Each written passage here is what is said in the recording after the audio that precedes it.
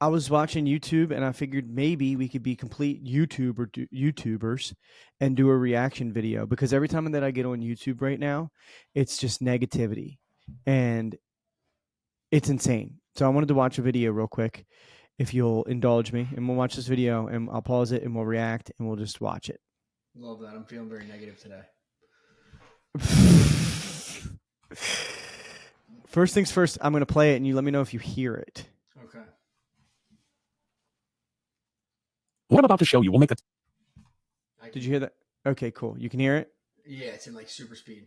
That's how I watch stuff because... Are you for real? Yeah.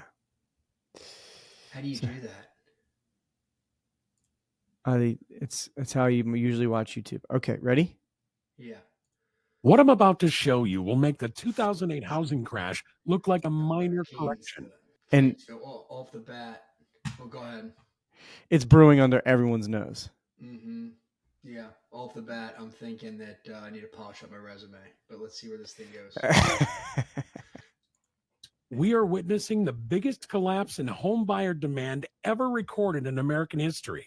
But before we reveal the shocking data that proves why this housing crisis will be 100 times worse than 2008, we need to understand what's really happening beneath the surface of today's housing market. So it's under our nose and beneath the surface, Al. Mm-hmm. Let's start with the most alarming statistic we've seen in years of analyzing housing data. Mortgage applications have plummeted 63% from their pandemic peak. It's not just a decline, it's a complete collapse in buyer demand that dwarfs anything we saw in 2008. All right. That's my number one. That's the first thing that I take issue with, and it happens to be the first thing this guy says. Okay. The reason, because you can't compare the pandemic to now. There's been a drop off in demand since the pandemic. No shit. There was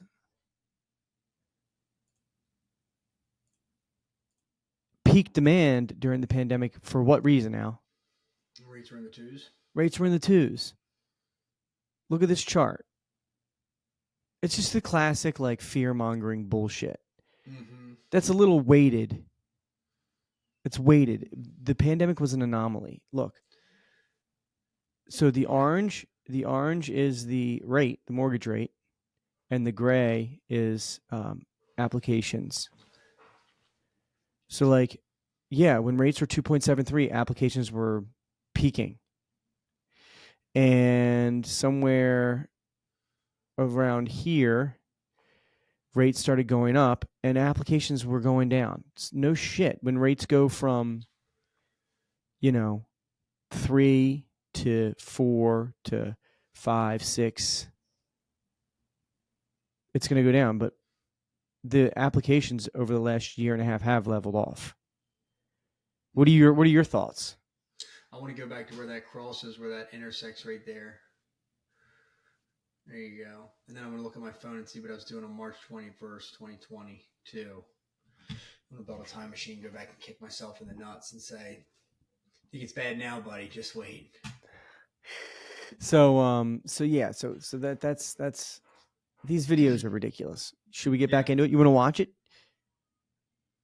I'm just along for the ride. Do you want to watch something else? No. Do you not like it? You want to watch something else, dude? I mean, if you could pull up an episode of History's Mysteries, I might be okay with that. Let's stick with this. Let's see where this takes us. All right. Are you ready for 2 times speed yet? No. And here's why this matters so much. What? There's no way I'm ready for that. Okay. But already you're debunking it. I've heard one stat, and you're like, "This is bullshit. I don't even have a chance to hear this guy's. I'm already leaning far Team Ab. I want to lean Team Guy because I'm feeling down. So I want to be Team Guy, but I haven't had a chance to be Team Guy. I'm getting his ab. All right. I'll let you just take it in. During the worst of the 2008 crash. I don't even know if this guy's real, if it's just if it's AI. If his voice is just AI, it might be AI. 99% sure it's AI. Okay. All right. Here we go. Crash. We never saw demand destruction at this level, but that's just the beginning. Let me show you something that should terrify every economist. It should terrify you if you're an economist. In America. This graph shows the annual income needed to buy a median-priced home in America today. What you're looking at is a spike that's completely disconnected from reality. Americans now need to earn 115. Is this Russian disinformation? Completely disconnected from reality? It's a little harsh. Who put this video out? EconFin. EconoFin? Yeah, so this stat, you know, I'm a little curious about EconoFin. This stat, we, you know, it does take it. Affordability is a huge problem. So I'll give EconFin that. $1,000 just to qualify for a basic mortgage. This isn't just a record, it's a mathematical impossibility for the vast majority of American households. Now, let me explain why this situation is fundamentally different and far more dangerous than 2008. We're experiencing the perfect storm of three factors that have never converged in housing market history. First, we're seeing the highest inflation-adjusted home prices, not just since 2008. Thoughts? I mean, everything they're saying so far is pretty accurate. I mean, it costs more than it's ever cost to buy a median priced home. So applications are down, rates are up. I mean, they haven't said anything that we haven't been talking about on the show. Yeah, I know, but I just don't like it. It's not blowing my hair back. Well, yeah, I mean, the AI, they can really amp up the drama in the voice. Yeah, it just seems dramatic, and it's just it's bubbling right under your nose. It's not no idea, and you're never gonna stop, and you're going to die. Everybody's gonna die. Might as well just sell what you have. Yeah, but like, look at this. So if you can see this is like the next videos up. So it's worse than 2008. Wall Street Journal reports collapse in home sales. MKG, are you looking up? That's a good song, but that's not relevant. Why buying a home is harder than ever before. Okay. It's just like, what about just like, you know, shit's, you know, if you're going through hell, keep on going, you know? Yeah, well, I mean, they're just letting you know. Plus, I mean, that's the algorithm pumping that stuff out to you. But yeah, don't you do it. Now let's see how you handle this. Okay, ready? And we're going to have to lock in. But in 134 years of recorded American housing history, when we adjust for inflation going all the way back to 1890, today's home prices are 80% above the long-term historical norm. Even at the peak of the 2008 bubble, we never saw prices this disconnected from reality. Second, mortgage rates are stuck above 7% with no relief in sight. Here's where it gets really concerning. Did you catch that? I was watching your mouse. I was watching your cursor go over. He said mortgages stuck at 7% with no relief in sight. Yeah. Okay, we'll run that back. Here's where it gets really concerning. The Federal Reserve has completely lost control of the housing market. In sight. Here's where it gets really concerning. The federal prices this disconnected from reality. Second, mortgage rates are stuck above 7% with no relief in sight. Here's where it gets really concerning. Stuck above 7% with no relief in sight. That's true. I mean, it's kind of true. It's true. Yeah. It has been true, but there's one X factor that this robot isn't taking into consideration. And what's that? And he's a real person, by the way. You think that's his voice? No, I think it's AI. So one thing they're not taking into consideration is Donald Trump demanding interest rates go down. And this was about the time that I looked at something real quick. So the Federal Reserve is meeting tomorrow. So stuck above 7 and stuck above 7, no real end in sight. So there's a CME Fed Watch tool that you can go to, and it predicts what's going to happen at these meetings. So you want to take a look at that real quick? We're not going to keep on with the video. We'll go back. The video is this a bait and switch? We're not going. Is this like the V-Shred guy videos, where he just constantly figures out different ways to keep you string you along for 30 minutes, but never really tells you anything?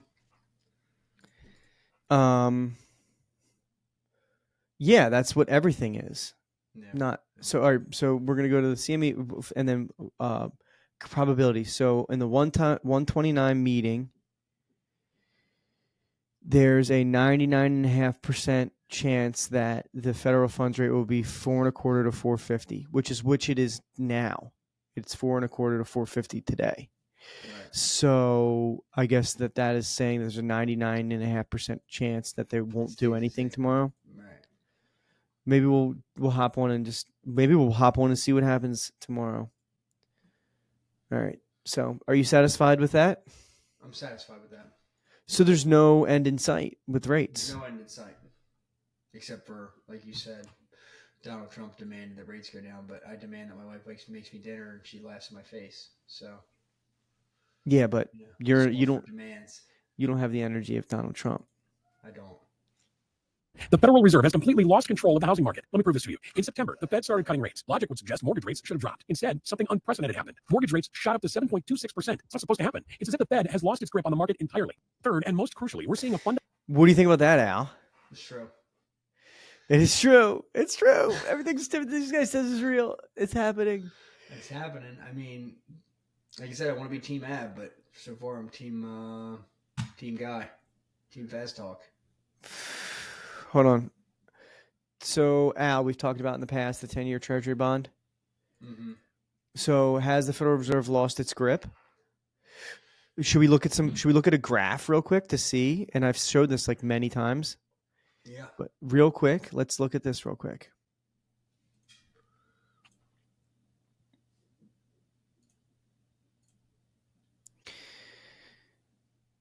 The Federal Reserve has lost its grip. Look, Federal Reserve has lost its grip. Mm-hmm. I mean, the last week's trend is nice to see, down from 4.7 to 4.5. That's nice to see. But since they started cutting, yeah, straight up. Now tell me.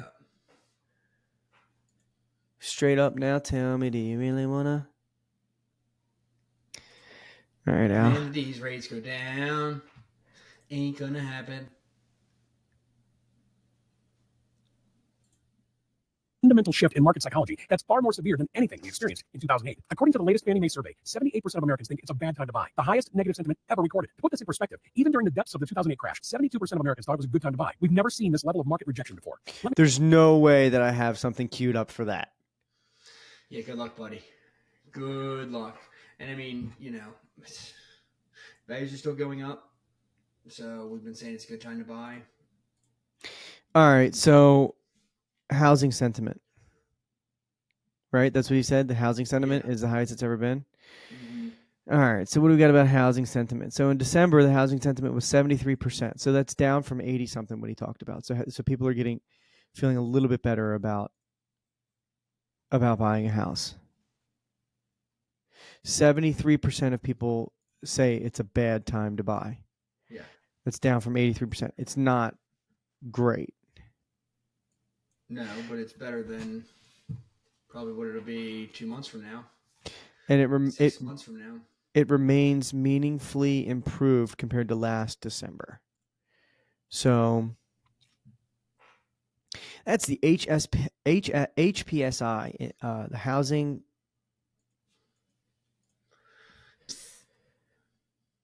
sentiment.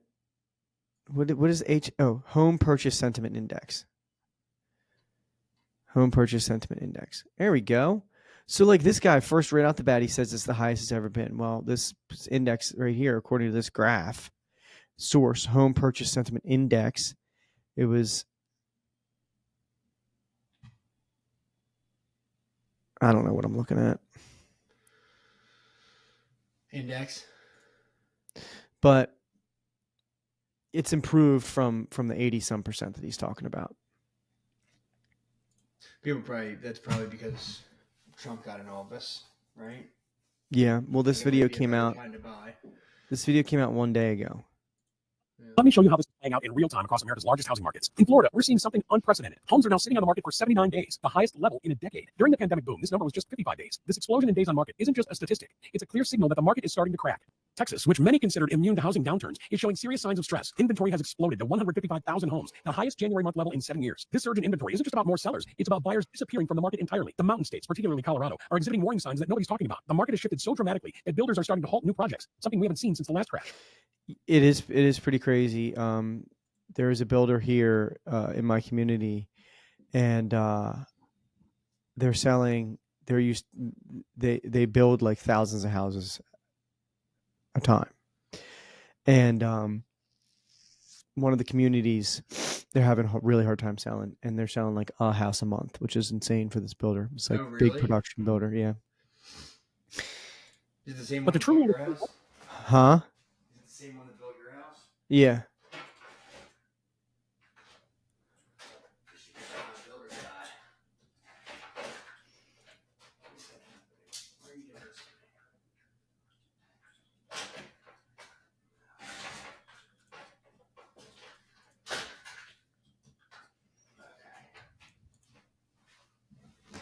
Had to adjust my lighting. It's a little bit better. It's a bit tight.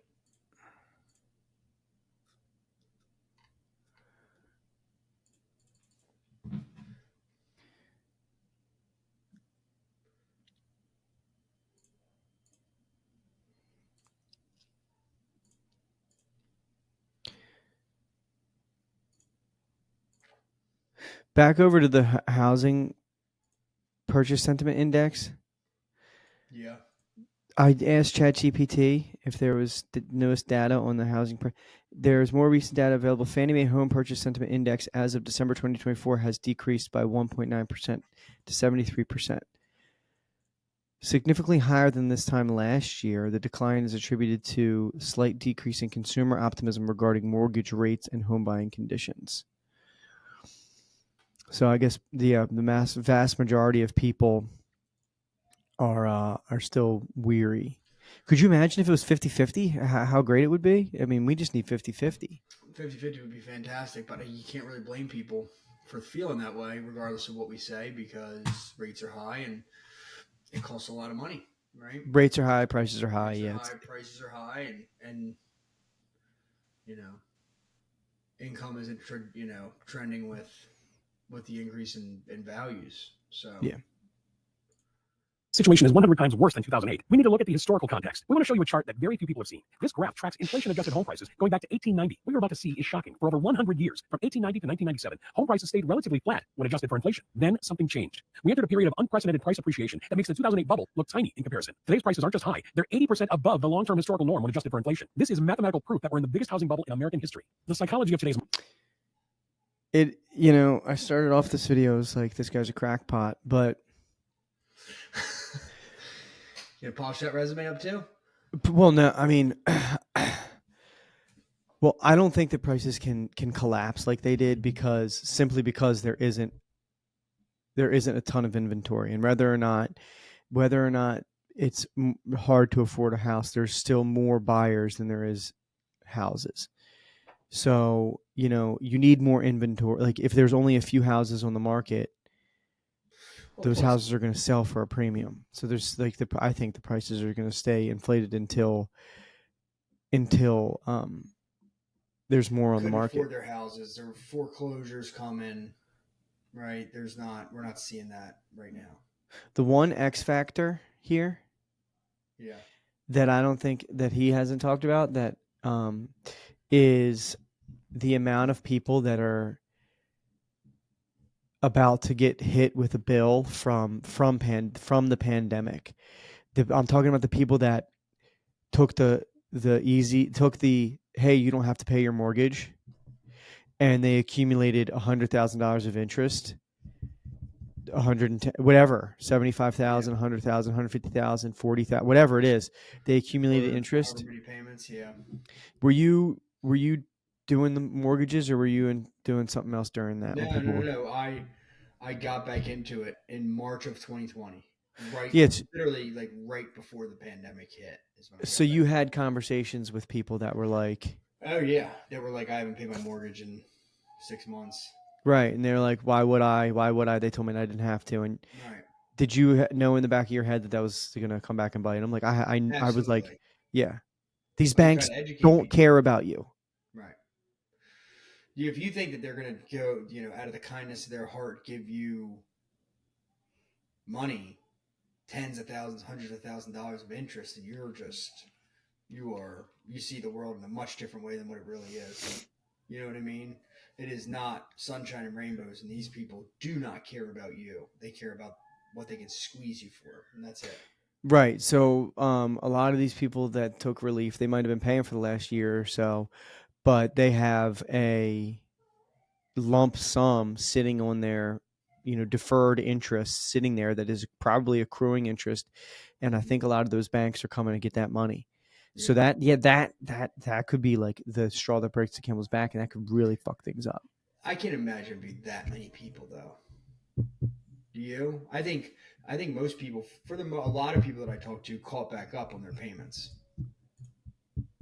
There might be, the payoff might be higher from some deferred interest from the pandemic, but I don't think people are going to be that far behind that it's going to be I don't think that many people are going to be so far behind that it's going to be the straw that broke the camel's back. I haven't seen it since the pandemic, so. Yeah, I don't come across it much, but I'm not also 2022, and I I'm didn't not come across it at all. I'm also not talking to many people that are in the market for refis.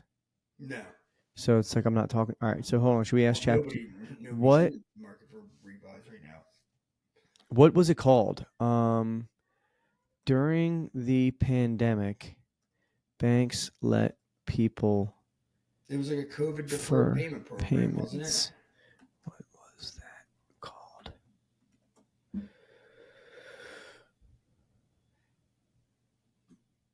The CARES Act, COVID Aid Relief and Economic Security Act. All right.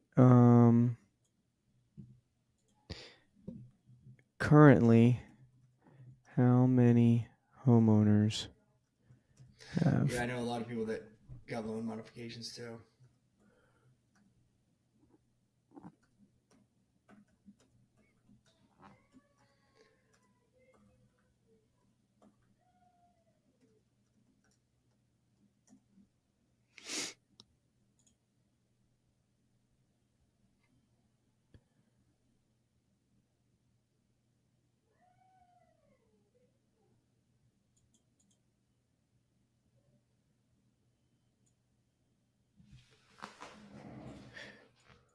Not readily available. However, it is important to note that the CARES Act provisions for mortgage forbearances were designed as temporary relief measures.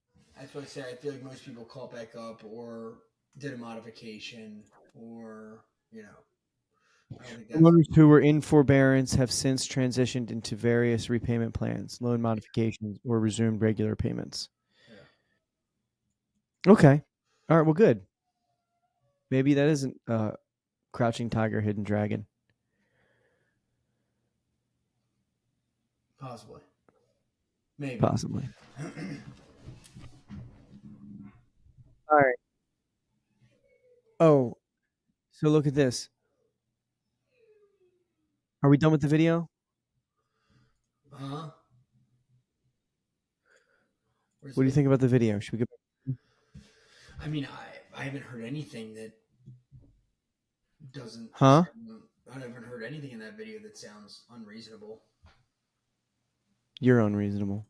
And that's what makes the situation so much more dangerous. In 2008, we had a subprime mortgage crisis. People who couldn't afford their homes were forced out. Today, we're seeing something far more concerning. Qualified buyers are simply refusing to participate in the market. Let me show you exactly how severe this buyer strike has been. Current mortgage application numbers tell a story that's almost hard to believe. Applications aren't just down slightly. They've fallen off a cliff. They're down 14% from 2024, a stunning 54% from 2022, and even 52% from pre-pandemic 2020 levels. This is what a complete collapse in demand looks like. Here's why this crisis is fundamentally different and more severe than 2008. Let me show you the map that nobody else is talking about. When we look at a typical home purchase today versus just a few years ago, the numbers are staggering. A $400,000 home in 2019 with a 3.5% mortgage rate would have a monthly payment of $1,796. That same home today, now priced at $500,000 with a 7.26% rate, requires a monthly payment of $3,416. That's a huge increase in monthly payments in just a few years. But here's what makes this truly unprecedented. A 7% mortgage rate isn't historically unusual. In fact, if we look back at mortgage rates from 1890 to 1964, today's rates are only slightly above historical norms. What's not normal, what's never happened before in American history, is having 7% rates combined with the most inflated home prices we've ever seen. Yeah, that's pretty bad. I don't know if we want to air this one. Why? Because it's so not positive. It's awful. Well, it's all true. It's not all true. And the whole thing is, all right. So this Friday we're having that's the guy that does Section 8 on. Yeah. And every one of those guys doesn't give a shit. No, I'm not saying we have to give a shit about what's good, but it's it's just reinforcing the fact that this is a really, really hard time to buy. Well, it's a hard time to buy, but it's potentially not getting easier, and like So strong arm people into buying now because it's only going to get harder. No, I'm not saying strong arm them, but I think that Grab them by the scruff of the neck and pull them into the office. For the last 10 years, they've been talking about it's a crisis. It's it's going to pop. It's going to the shift. I mean, there's been books written about it. It just never has come. I mean, it can only keep going this way for so far, so long. Right. I mean, it's getting to the point now where it's like, how much farther can it go before people are like, it's only going to get worse. You're going to have the higher values go with rates not coming down. It's only going to get worse. You're going to have less and less buyers in the market. Because fewer people can afford it. And people don't want to afford it. Stay in their house. Hey, I wanted to upgrade, but there's no way I'm going to be able to.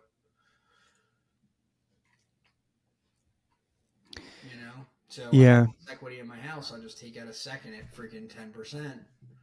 Home equity line at 10%. Build an addition. Instead of selling my house and moving, trade in my $2.5 $1,700 payment for $7.25 $3,400 payment. These houses to live in. We buy them in bulk, shrinking the number of homes on the open market, skewing mortgage rates, and exacerbating the housing crisis. Then, thanks to low supply, we charge whatever we want for rent. It's all part of our company motto. Fuck you!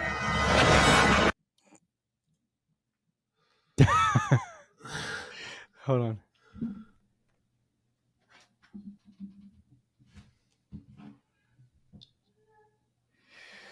All right, we'll see what I can do with this. It's 4:00. Let's get the hell out of here. I wouldn't do anything with it. All right. It's just bad and depressing. It's not going to draw anything positive our way. Well, that's the only thing that's on YouTube. We're trying to inspire positivity and reasons to buy, not reinforce the reasons not to buy. I don't know. I think it's some of it's bullshit, and I think some of it's just fear mongering. And it's prices are up and interest rates are up, but we're still holding out. Holding out for 3 years hasn't helped anybody. It's lost people equity. So, all right, I'm out. All right, see ya.